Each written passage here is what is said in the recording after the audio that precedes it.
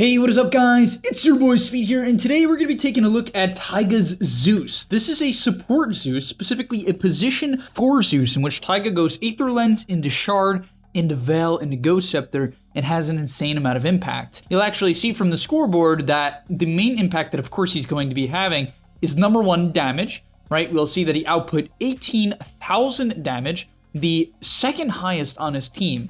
And keep in mind, right, he has a Carry Furion, who has a global damage spell, right, a Slaughter, and of course that's what Zeus normally does. Zeus generally has the highest damage dealt, but what also Zeus provides as a support is consistent dewarding, some of the best warding in the game. Like literally, we're gonna see Taiga get down some really deep wards this game and some really good dewards that actually just completely changed the game because they provide such good vision that OG is able to make some key plays off of them. So that's a really big part of this game as well. And yeah, I just love his build because I think a lot of Zeuses are just overvaluing things like Ags. They don't put enough priority into keeping themselves alive and buying these cheap but very effective small items. And so I fully agree with Taiga's build compared to the other greedy builds. And we're gonna see Taiga farm a lot this game, which is pretty cool as well. Also, I wanna tell you guys that if you've been struggling with solo queue and you're looking to get to the next rank, I'm gonna be able to help you. Like literally with the gameleap website, I'm going to give you guys guides that are going to make it unbelievably clear on what you need to do. So if you've been stuck in the solo queue grind, you don't know what to do, and you want to become absolutely broken, but like actually you want to become much better at Dota, and you want to take it more seriously, the gameleap website is gonna help you do that. So click the link down below, I'm gonna help you get to the next rank, and I'll see you there. Alright, just quickly in terms of the draft, I just want to show you guys when they pick the Zeus so you can have a general idea of when you would pick it. First things first, a lot of teams are actually literally first picking Zeus, partially because it's a flex pick, they can put it mid or support, and it loses very little mid matchups, so it's a pretty reliable hero, pretty flexible hero in that regard. But in this game, they picked it late. They already had their mid laner, so it's not a flex. You can put Zeus, I guess, as an off lane, but you're not really going to do that. Generally not. But as we'll see here, they actually pick it after going Furion, and they see the DKs. So basically what they see here is a couple of tanky heroes, but the reason why I really like Zeus this game is number 1, he can easily get away from Viper. Well, if Viper gets on top of a lot of supports, the support dies. Zeus, not the case, right? You heavenly jump away, it slows the Viper's movement speed, attack speed, and you get away from him, you're safe, right? Same thing with Tusk. A lot of supports, when they get rolled on by Tusk, just die. In the early game, Zeus is one of the best laning supports against Tusk, because if he clicks Tag Team, you get away. If he clicks Shard, you get away, right? If he clicks Snowball, you get away, right? It's actually a very good matchup, at least on the one-on-one.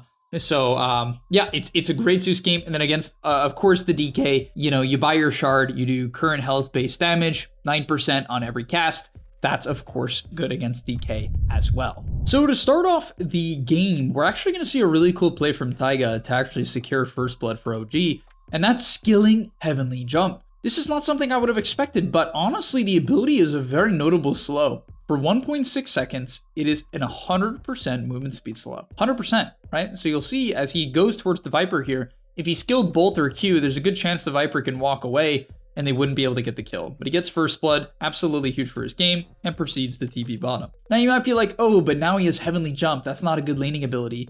And it's not insane. I'm not gonna sit here and tell you guys, oh my god, Zeus, new broken build, Heavenly Jump wins every lane. Like, that's not what it does. But as we'll see as Tofu, you know, drags the wave here, whenever Taiga wants, he can click the E. That's gonna cause the creep wave to get a lot of auto attacks on Tofu, and abuse the 62 base damage plus 315 movement speed that Zeus has to get a lot of clicks off on the Zeus, doing half of Tusk's HP, right? So this hero honestly trades quite well, especially against a lot of these melee heroes. Your base stats are quite good, and your abilities at level 1 are all very good, especially Heavenly Jump as a value point is incredibly good. Only 50 mana enables it to be a really powerful ability. Of course, one thing I do want to mention before we move on here is that it is a 25-second cooldown, so you gotta be a little bit careful, right? If you're laning against the kill lane, maybe they have a Dawnbreaker Tusk lane, something of the sort, and you heavenly jump towards the enemy, well, you could end up dying. By the way, this is an ability that also does work on creeps. It does prioritize heroes, so if there's a hero in a creep wave, you just can cast it, it will always hit the hero, but keep in mind it always hits the nearest hero. On top of that, how it works is whatever direction you're moving, you're gonna hop in that direction. So you got to be a little bit careful. However, if you're standing still, it actually will make you hop in place. And that might seem kind of useless, but the thing is, it's actually very useful because often if someone is disengaging from you and you want to slow them, you won't necessarily want to hop on top of them because that can put you like wildly out of position, especially in team fights. So you can literally just hop in place. I just want you guys to keep that in mind. So the next thing we're going to see is kind of a switch up from the very common Zeus build. This is something that I've only really seen Taiga do as of late, and that is take Arc Lightning at level 1. Now, it's weird. The reason why it's weird is Arc Lightning, it's honestly a great value point. So it's 90 damage for 80 mana. Lightning Bolt is a 6-second cooldown that's 125 damage for 120 mana. So the damage per mana is practically the same. I would say it even actually slightly favors Arc Lightning, especially considering Arc Lightning can bounce between heroes, right? So I kind of get the gist here. It's a much higher damage per second spell if you use it off cooldown as well. The only problem is you don't really have the mana to spam abilities. So if you are going to spam abilities, it should generally be in the attempt to kill someone. As we'll see, they're going on Tofu here. We're looking to kill off the Tusk. Unfortunately, don't get him, but it was a lot of harass nonetheless. And we actually do see a dive come in, and he completely commits 4 Arc Lightnings, and it kills off the Elk. Like, I'm just going to replay that, but yeah, I mean, if you do want to all in, which is generally what you should be picking with Zeus, I think heroes like Slaughter, Dawnbreaker are really nice. If you can go this QE build on Zeus, he picks up the kill, and yeah, it looked great there. So upcoming here is my favorite clip of the game. We're only 8 minutes into the game, but honestly, this is a very notable clip. What's so important about this clip is it shows off how good Zeus actually is as a space creation hero. This has absolutely not been the case in the past. Zeus in the past is a hero that just feeds. It gets gone on and it dies. That's no longer the case, right? It is absolutely not the case. As we'll see here, Taiga has a read that there's a hill ward on this hill. And so he's looking to scout it out. Now Boom clearly shows that there is a ward. He just runs straight at Taiga from out of vision. Well, technically out of vision. There's a ward on the hill. And so now what we're going to see from Taiga is he's going to walk up this hill and go for the D ward. He sees 2 heroes on the left, feels pretty comfortable. However, there is an Alk on the right side. So he bolts on the ground. Note how Taiga actually knows the general radius of the lightning bolt. It's really crazy. It's 750 radius. So, which is a huge radius. So like, you don't want to cast it on the hill. If you're dewarding the hill, just cast it like on the ground because it will also scout out a ward here and a ward here. So don't actually cast the bolt on the hill. And then you're going to see he's going to be able to get this D-ward here, right? This Alk comes for him, so he gets the D-ward. Alk comes over, but he's able to hop over this cliff, right? Alk loses vision because he D-wards the hill, gets down a deep ward as well, and that is how the sequence ends. This is an unbelievably big play. People don't see how important this is. He baits the attention of 3 heroes, opens up the map for his team, gets a hill D-ward in the night, which is key because when you D-ward in the night, the map gets really dark. Not surprisingly, but it gets really dark. He gets down a deep ward, which is going to prepare for them to shut down this potential ancients, right? Which he actually sentries. So he's going to block their camp to shut down the Quill Spray Vanguard Ancient taking or the Acid Spray Ancient taking. And he's going to be able to block both camps as well. So all of a sudden, Taiga has set up for OG's future plays because their game plan is going to revolve around shutting down these triangle stacks. After that, we're going to get the most fun part of Zeus gameplay, and that is sitting mid or sitting in a side lane. Wherever there's farm, you should sit there. That's about all you need to know. Your hero's pretty meh in terms of fighting. You just don't really have the mana to use your abilities, especially if you hit level 6, as we'll see he buys the tome here. You don't have mana. Like, you don't. If you're using your bolt to D-ward and you're using your Q to farm, which you should be very sparing with your Q when farming. In fact, I don't even know why he used it here as much as he did. I felt like that was a bit crazy. Maybe he wanted to kill the wave so they couldn't push with the car wave. I think that's actually what he was doing. He was killing off the wave so that the car would die so they couldn't push with it on their DK timing. But you really don't have mana. Your ulti is 300 mana. It's a brutally expensive spell. And so in general, you're not looking to fight very much. A lot of players are going to grief as Zeus at this point in the game. They're going to try to get way too active. Your hero's going to feel underwhelming. You're going to run out of mana. And your team's going to flame you because you didn't ulti. When in reality, there's just no way you can sustain your abilities. You might be like, oh, but buy clarities. It's like, bruh, you are going to destroy your item timings if you try to play active on Zeus. Like, I cannot stress this enough. Now you might be like, but what if I get a bunch of kills? Then, I'll just hit crazy item timings. It's like, yeah, of course. If you happen to team wipe them every time, you could play any hero that way. If you're reliably going to kill them off cooldown, of course. But in general, the best way to play Zeus is to focus on the fact that your Aether Lens shard timing at minute 15 or minute, more realistically 17, 18, 19, is the way to go. Now we do see a little bit of smoke gank here, so it's not like you can't do anything, okay? Of course, your hero still does damage when you have your ulti, but he got his mana boots, didn't nuke the mid wave for a while, right? So he was able to chill out, and we see that ward that we have coming into play, right? They're trying to smoke gank on this ward. Unfortunately, nothing comes out of it, so they don't overcommit. Gets his Void Stone at the Secret Shop, and then after that, he's actually going to go back to mid and farm. And of course, this requires a little bit of synergy from his team here. OG has clearly thought through their strategy with this Zeus. They understand the importance of enabling it, and so the Puck is like jungling this game. Like literally, Puck is jungling. Puck is like, no joke, jungling. So, of course, there's some synergy here, but in pubs, it doesn't matter. You just kind of identify when one of your cores gets tilted or dies and you take the lane. And the thing is, your hero's really great at taking the dead lane because you have a defensive ability. So we will see around minute 15 him starting to get active. Does do quite a bit of damage to the Bristle here, but there's nothing too special to talk about. The only thing I do want to note is one thing that I think is really important that a lot of players do wrong on Zeus is number one, they don't spam their abilities, and then number two, they get caught out of position or they step up too far. So really, and people will listen to what I'm saying here and they're like, Speed, obviously, like why are you telling me this? This is so simple. It's like stupidly simple.